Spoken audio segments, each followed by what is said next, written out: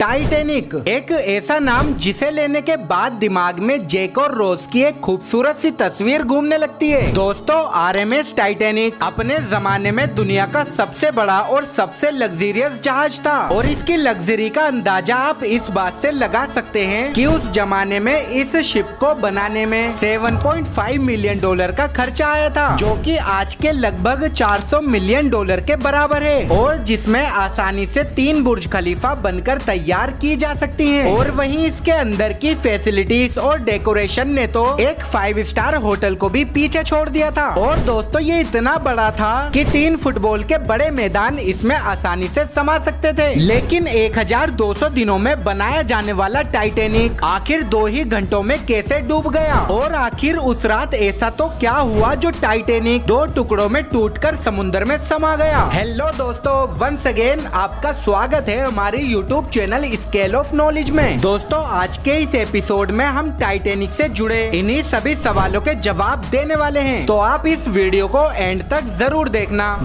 ये बात है 10 अप्रैल 1912 की, जब टाइटैनिक दुनिया का सबसे बड़ा और सबसे लग्जरियस जहाज अपने पहले सफर पर निकलता है, जिसे साउथहैम्पटन इंग्लैंड से होते हुए न्यूयॉर्क जाना था। दोस्तों, इस जहाज की कमांड 62 साल के senior captain Edward John Smith के हाथों में थी। दोस्तों, टाइटैनिक को इस तरह डिजाइन किया गया था कि इसमें एक बार में 2200 से भी ज्यादा लोग आराम से सफर कर सकते थे। आपको बता दें कि टाइटैनिक को बनाने का काम व्हाइट स्टार लाइन कंपनी ने लिया था, जो कि एक ब्रिटिश शिपिंग कंपनी थी। और वहीं इसको बनाने वाली कंपनी व्हाइट स्टार लाइन का कहना था कि ये कभी न डूबने वाला जहाज है। लेकिन ये किसे मालूम था कि टाइटैनिक जैसा विशाल जहाज कुछ लम्हों में ही समुद्र में समा जाएगा। दोस्तों, ये जहाज अपने सफर से पहले ही काफी ज्यादा प्रसिद्ध हो गया था, क्योंकि उस समय टाइटैनिक का मुकाबला कोई भी जहाज नहीं कर सकता था।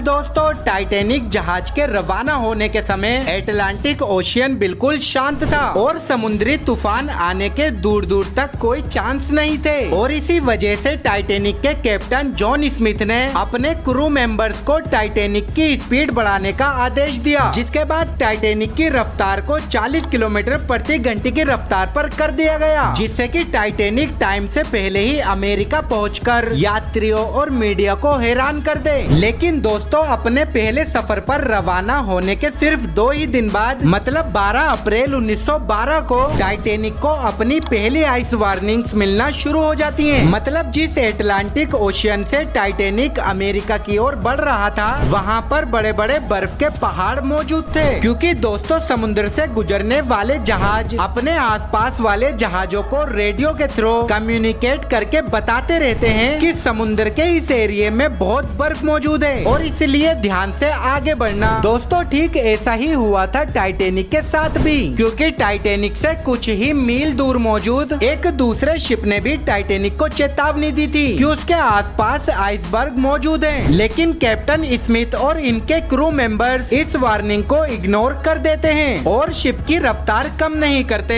दोस्तों, 21.5 नॉट्स की रफ्तार, जो कि 40 किलोमीटर प्रति घंटे के बराबर होती है, इतनी ही तेजी से टाइटैनिक जहाज आगे बढ़ता रहता है। और वहीं इसके 2 दिन बाद यानी 14 अप्रैल 1912 को आरएमएस टाइटैनिक को 7 और आइस वार्निंग्स दी जाती हैं। लेकिन इसके बावजूद भी जहाज की रफ्तार कम नहीं की जाती है। दोस्तों, धीरे धीरे दिन ढल जाता है और रात हो जाती है। दोस्तों, इस 14 अप्रैल की रात की एक खास बात ये थी कि उस रात चांद बाहर नहीं आया था, और जिसकी वजह से मूनलाइट नहीं थी और विजिबिलिटी बहुत कम थी। इसके साथ ही आपको बता दें कि जहाज के ऊपर एक क्रूज नेस्ट होता है, एक छोटा सा प्लेटफॉर्म जो काफी हाइट पर होता है, जहां पर किसी को बैठाकर हमेशा रखा जाता है, जिससे कि जहाज के सामने आने वाली हर चीज पर नजर रखी जा सके। और जो बंदा इस जगह पर बैठता है ना, उसे बहुत ठंड और हवा का सामना करना पड़ता है। दोस्तों, तभी रात के 11:39 पर फ्रीडरिक फ्लीट नाम का एक बंदा जो इस क्रूज नेस्ट में बैठा था, उसे अचानक से अपने सामने बड़ा सा बर्फ का पहाड़ दिखाई देता है और वो जल्दी से 3 बार इमरजेंसी घंटी बजाता है ताकि नीचे बैठे हुए लोग उसे सुन सकें। और फिर फोन उठाकर ऑफिसर से चिल्लाकर कहता है कि हमारे सामने बर्फ का पहाड़ है, जल्दी से जहाज को बाई ओर मोड़ो। जिसके बाद ऑफिसर जहाज को बाई ओर मोड़ना शुरू कर देते हैं। लेकिन दोस्तों, तब तक बहुत देर हो जाती है और सिर्फ 1 मिनट बाद मतलब 11:40 पर टाइटैनिक इस विशाल आइसबर्ग से जाकर टकरा जाता है। दोस्तों आपको बता दें कि यह आइसबर्ग कोई छोटा मोटा आइसबर्ग नहीं था। इसकी लंबाई 200 फीट और चौड़ाई 400 फीट थी, जो कि एक फुटबॉल स्टेडियम के बराबर था और वहीं इसकी ऊंचाई क्रूज के नेस्ट तक पहुंचती थी। और दोस्तों इस आइसबर्ग का वजन 1.5 मिलियन टन था। इसके साथ ही करीब 10 सेकंड तक ये जहाज आइसबर्ग के साथ घिसटता चला गया और जहाज में एक बहुत बड़ा डेंट पड़ गया और जिसकी वजह से शिप की मेन बॉडी में छोटे छोटे होल्स हो गए, जिसकी वजह से शिप में पानी भरना चालू हो गया। दोस्तों टक्कर होने के तुरंत बाद कैप्टन स्मिथ और शिप के आर्किटेक्ट थॉमस एंड्रयूज तुरंत पहुंचे ये देखने के लिए कि आखिर जहाज को कितना नुकसान हुआ है। और जब उन्होंने देखा तो उन्हें रियलाइज्ड हुआ कि ये जहाज तो डूब जाएगा। दोस्तों टकराव के करीब 20 मिनट बाद कैप्टन स्मिथ अपने क्रू मेंबर्स को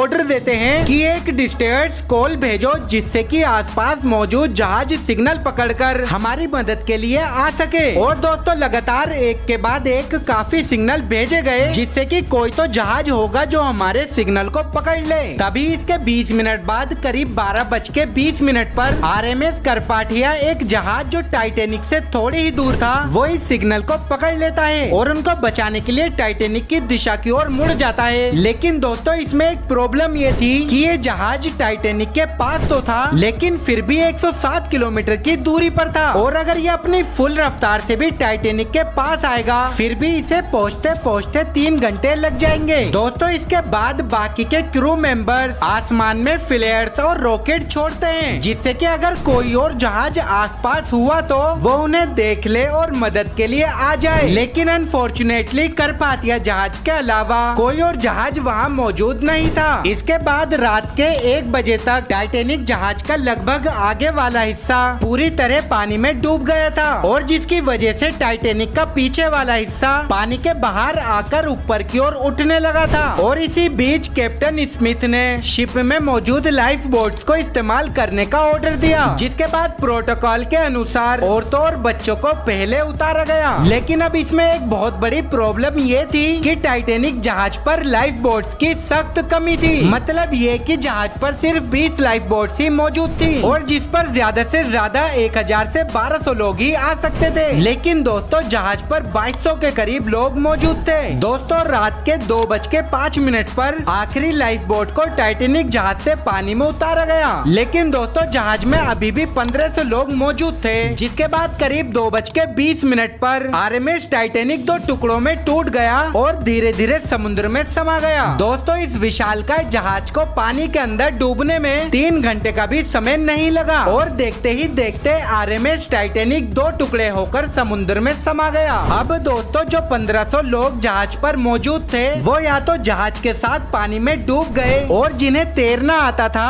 वो हाइपोथर्मिया की वजह से मारे गए, क्योंकि दोस्तों उस समय वहाँ पर पानी का तापमान -2 डिग्री सेल्सियस था और इतना टेम्परेचर काफी है कुछ ही मिनटों में किसी की भी जान लेने के लिए। आपको बता दें कि टाइटैनिक जहाज के कैप्टन एडवर्ड स्मिथ, जिनके बारे में कहा जाता है कि वो अंत तक अपने व्हील पर ही बने रहे और वहीं जहाज के साथ समुद्र में डूब गए। दोस्तों आरएमएस करपेथिया जहाज जो कि टाइटैनिक के लोगों को बचाने निकला था वो इस लोकेशन पर 3:30 के करीब पहुंचता है और लाइफ बोट में मौजूद करीब 705 लोगों को सक्सेसफुली बचा लेता है। वेल दोस्तों ये वीडियो आपको कैसी लगी कमेंट करके जरूर बताना और अगर वीडियो अच्छी लगी हो तो वीडियो को लाइक और चैनल को सब्सक्राइब जरूर करना।